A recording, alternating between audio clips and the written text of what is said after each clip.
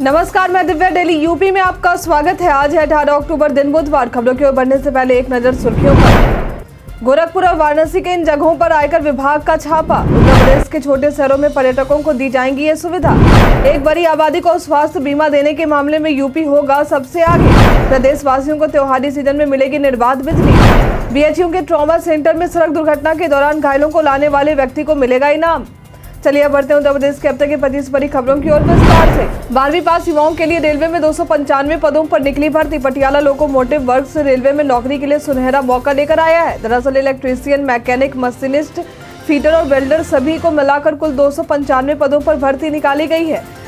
इच्छुक अभ्यर्थी इसके आधिकारिक वेबसाइट plwindianrailways.gov.in पर जाकर आवेदन कर सकते हैं। आवेदन करने की अंतिम तारीख 31 अक्टूबर 2023 है। आवेदन करने के लिए उम्मीदवारों को 10+2 उत्तीर्ण होना और 10वीं में 50% अंक लाना अनिवार्य है। उम्मीदवार की उम्र सीमा 15 से 25 वर्ष होनी चाहिए, लेकिन वेल्डर पद के लिए 15 से 22 वर्ष निर्धारित किए गए हैं। आवेदन शुल्क के रूप में उम्मीदवारों को 100 रुपये देने होंगे।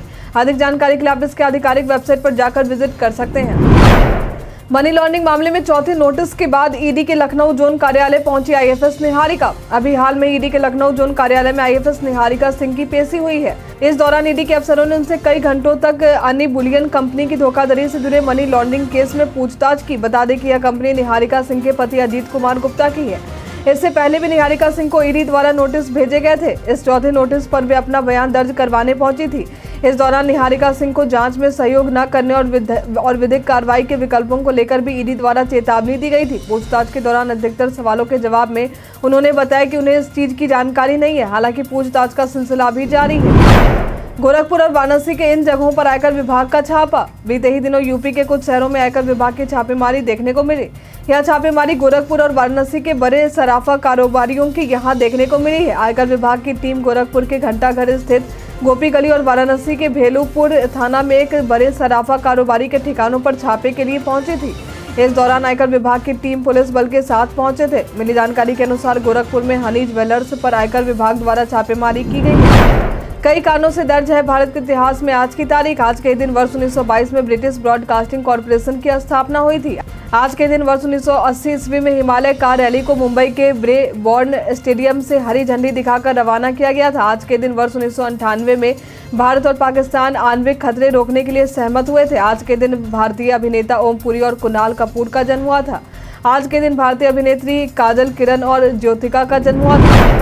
मेरठ के इस फैक्ट्री में हुआ विस्फोट, मिट्टी में समाई पूरी बिल्डिंग। बीते ही दिनों यूपी के मेरठ में लोहिया नगर एम ब्लॉक में स्थित साबुन फैक्ट्री में तेज विस्फोट हुआ। यह विस्फोट इतना दहला देने वाला था कि यहाँ खड़ी पूरी बिल्डिंग पलक झपकते ही मिट्टी में समा गई। विस्फोट के दौरान 4 लोगों की मौत और 7 लोगों के झुलसने की खबर सामने आई है।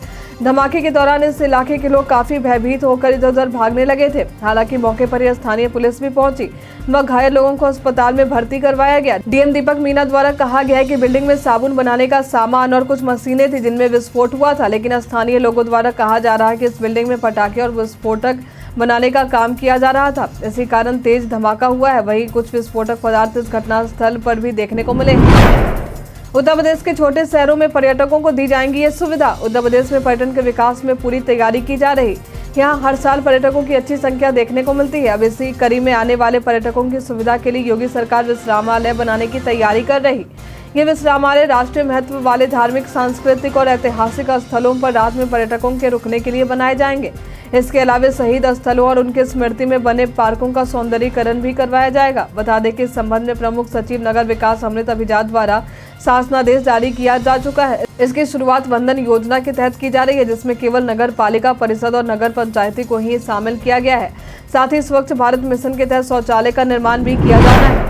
आधा सत्र बिताने के बावजूद भी बच्चों को नहीं मिली छात्रवृत्ति। उत्तर प्रदेश में संचालित राजकीय शासकीय सहायता प्राप्त एवं स्ववित्त पोषित संस्कृत माध्यमिक विद्यालयों व महाविद्यालयों में देववाणी के विद्यार्थी अध्ययन कर रहे हैं। इन विद्यार्थियों का अब तक आधा सत्र बीत चुका है, बावजूद इन्हें अब तक छात्रवृत्ति नहीं मिल पाई है। बता दें कि फरवरी में लगभग 1.38 लाख विद्यार्थियों की छात्रवृत्ति के लिए प्रदेश सरकार ने 10 करोड़ रुपए का प्रावधान प्रस्तुत बजट में किया था, लेकिन फिर भी किसी प्रकार का शासनादेश जारी नहीं किया गया है। ऐसे में यह तय नहीं हो पाया है कि किस कक्षा के विद्यार्थियों को कितनी राशि दी जानी है। उत्तर प्रदेश पहचान में आज हम बात करेंगे प्रीति डिमरी के बारे में। ये पेशे से एक पूर्व भारतीय क्रिकेटर रह चुकी हैं। इनका जन्म उत्तर प्रदेश के आगरा जिले में 18 अक्टूबर वर्ष 1986 में हुआ था। इन्होंने भारत के लिए वर्ष 2006 से वर्ष 2000 तक के बीच 2 टेस्ट मैच, 23 एक दिवसीय अंतर्राष्ट्रीय और 2020 अंतर्राष्ट्रीय मैच खेल चुकी हैं। इसके अलावा इन्होंने उत्तर प्रदेश और रेलवे के लिए घरेलू मैच भी खेला है। क्रिकेट टीम में इनकी भूमिका मुख्य रूप से गेंदबाजी की ले रही है।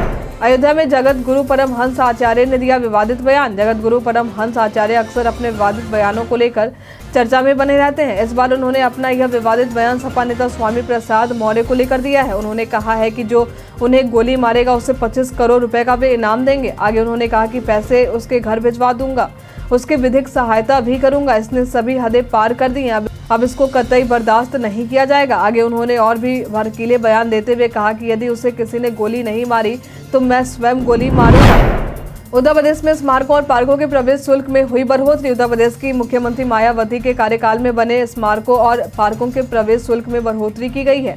पहले इन स्मारकों और पार्कों में जाने के लिए 15 रुपए लिए जाते थे, लेकिन अब 20 रुपए लिए जाएंगे। इन स्मारकों में जाने के लिए आपको ई पेमेंट की सुविधा भी मिल जाएगी। मिली जानकारी के अनुसार अब हर साल 5 रुपए की दर से शुल्क में बढ़ोतरी भी की जाएगी। एक बड़ी आबादी को स्वास्थ्य बीमा देने के मामले में यूपी होगा सबसे आगे।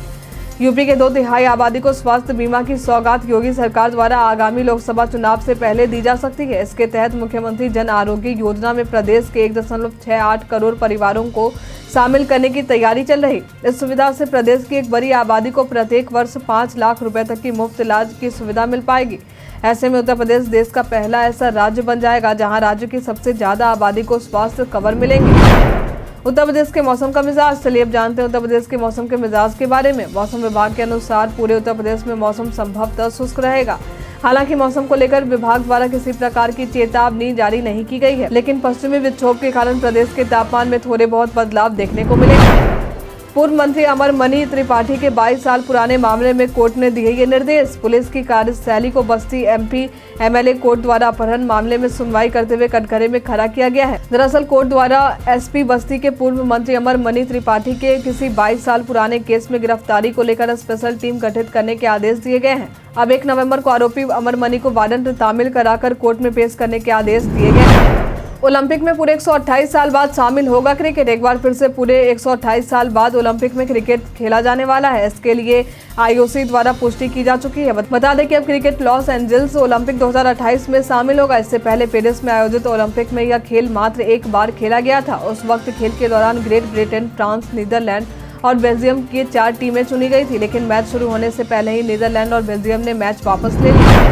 प्रदेशवासियों को त्योहारी सीजन में मिलेगा निर्बाध बिजली। त्योहारी सीजन शुरू हो चुके हैं। ऐसे में प्रदेशवासियों को अंधेरे में ही ना रहना पड़ जाए, इसलिए राज्य सरकार लोगों तक निर्बाध बिजली पहुंचाने की कोशिश में लगी है।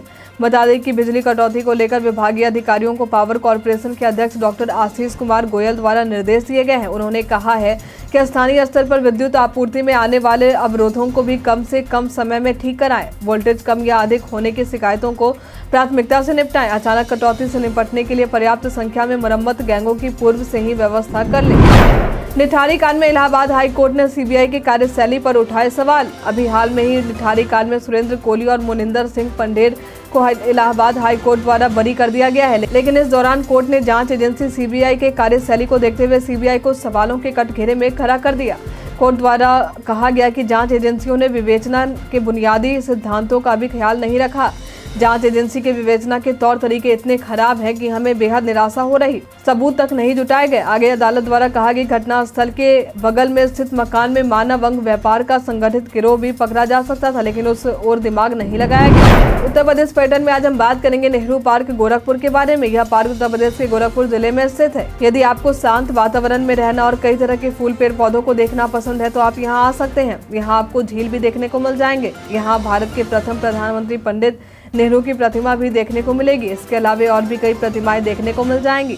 यह गोरखपुर के मुख्य पर्यटन स्थलों में से एक है। आप यहां अपने दोस्तों और परिवार के साथ अच्छा समय व्यतीत कर सकते हैं। राज्यपाल आनंदीबेन पटेल ने मेरठ में किसान मेले का किया उद्घाटन। बीते ही दिनों किसान मेले का उद्घाटन मेरठ के मोदीपुर स्थित कृषि विश्वविद्यालय में किया गया है। यह मेला 19 अक्टूबर तक रहेगा। इस मेले का उद्घाटन मुख्य अतिथि के तौर पर मौजूद उत्तर प्रदेश की राज्यपाल आनंदीबेन पटेल ने फीता काटकर किया।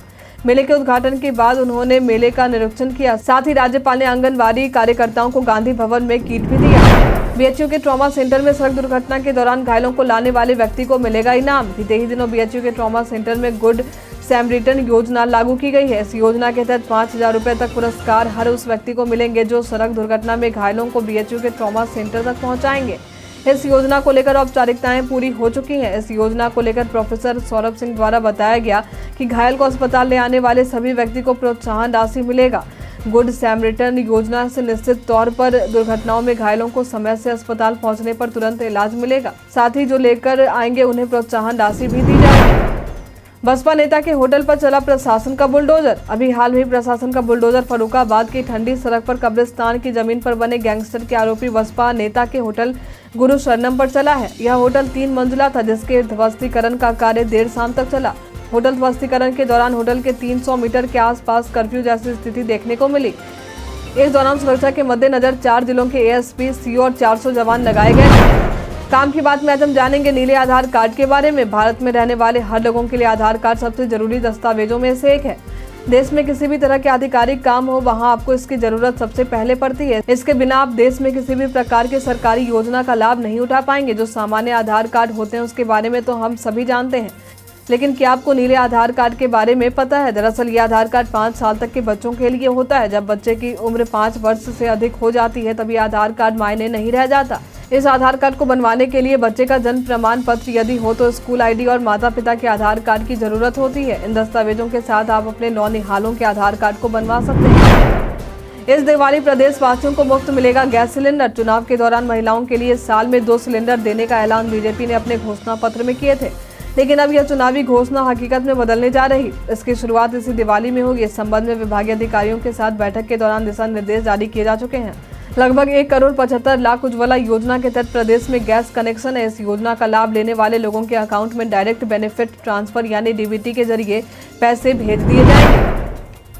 पत्नी के चुनाव लड़ने को लेकर जयंत चौधरी ने कही ये बात। आगामी चुनाव को लेकर सभी दल तैयारियों में लग चुके हैं। अब इसी बीच यह खबर सामने आई कि 2024 में चुनाव लड़ने की तैयारी आरएलडी के अध्यक्ष जयंत चौधरी की पत्नी चारू चौधरी कर रही। लेकिन जब इन मीडिया द्वारा जयंत चौधरी से यह सवाल किया गया तो इसके जवाब में उन्होंने कहा कि इससे लेकर अभी कोई योजना नहीं है। लेकिन जयंत चौधरी के इस बयान के बाद लगाए जा रहे अटकलों को पूरी तरह फिलहाल विराम लग चुका है। खेलकूद में मेडल लाने वालों को योगी सरकार देगी नौकरी। एशियन गेम्स में कई महिलाओं ने अपना झंडा गाड़ा है और कई मेडल्स भी लेकर आई हैं। यूपी सरकार भी महिलाओं के सशक्तिकरण को लेकर कई तरह की योजनाएं संचालित कर रही। प्रदेश की अन्नू और पारुल चौधरी ने एशियन गेम्स में गोल्ड मेडल जीते। उनके इस जीत की सराहना में उन्हें इनाम के तौर पर 3-3 करोड़ रुपए दिए जाने के साथ ही सीधे डिप्टी एसपी की नौकरी मिलेगी। बता दें कि इस बात की जानकारी सीएम योगी ने महिला सम्मेलन के दौरान संबोधित करते हुए दिए हैं। उन्होंने कहा है कि मेडल जीतने वाले सभी खिलाड़ियों को सरकारी नौकरी के साथ सहायता राशि भी दी जाएगी। उन्होंने न केवल प्रदेश बल्कि देश का मान भी बढ़ाया है। टेक ज्ञान में आज हम जानेंगे व्हाट्सएप के इस नए फीचर के बारे में। पासवर्ड लेस पास की फीचर के लिए सपोर्ट शुरू करने की घोषणा मेटा के स्वामित्व वाले व्हाट्सएप ने सभी एंड्रॉयड यूजर्स के लिए की है।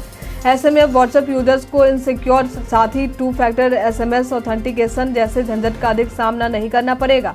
बता दें कि एक्स पर कंपनी द्वारा पोस्ट करते हुए यह बताया गया है कि एंड्रॉयड यूजर्स पास की के साथ आसानी से और सुरक्षित रूप से लॉगिन कर सकते हैं। केवल आपका चेहरा, फिंगरप्रिंट या पिन ही आपके व्हाट्सएप अकाउंट को अनलॉक करता है। आज के लिए फिलहाल इतना ही। अब हम प्रतिदिन आपसे 5 ऐसे जरूरी सवाल पूछेंगे और उसके जवाब बताएंगे जो कि स्टेट PCS, पुलिस, दरोगा समेत SSC जैसे अन्य प्रतियोगी परीक्षाओं में काम आएंगे।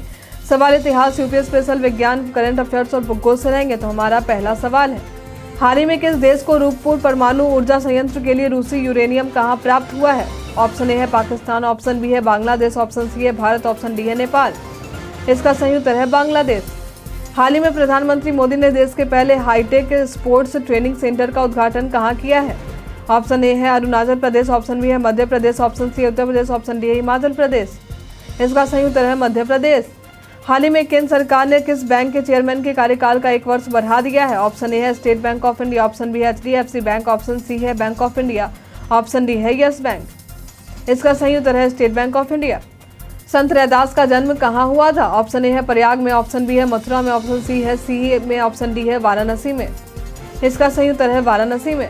उत्तर प्रदेश की वह कौन सी जनजाति है जो दीपावली के त्यौहार को शोक के रूप में मनाती है? ऑप्शन ए है परहरिया, ऑप्शन बी है थारू, ऑप्शन सी है बैग, ऑप्शन डी है सहरिया। इसका सही उत्तर है थारू। सवाल जवाब के दौर अब समाप्त होते हैं। आप में से कितने लोगों ने हमारे सवाल का सही जवाब दिया है, कमेंट करके जरूर बताएं। वीडियो के अंत में हम उनका नाम जरूर लेंगे। उत्तर प्रदेश के तमाम खबरों के साथ बने रहने के लिए देखते रहे डेली यूपी। और साथ ही अगर आप यूट्यूब से देख रहे हैं तो चैनल को सब्सक्राइब करें। अगर आप फेसबुक से देख रहे हैं तो पेज को लाइक करना ना भूलें। और हाँ, आप उत्तर प्रदेश के जिस भी क्षेत्र से देख रहे हैं उस क्षेत्र का नाम हमें हमारे कमेंट सेक्शन बॉक्स में लिखकर जरूर बताएं। धन्यवाद।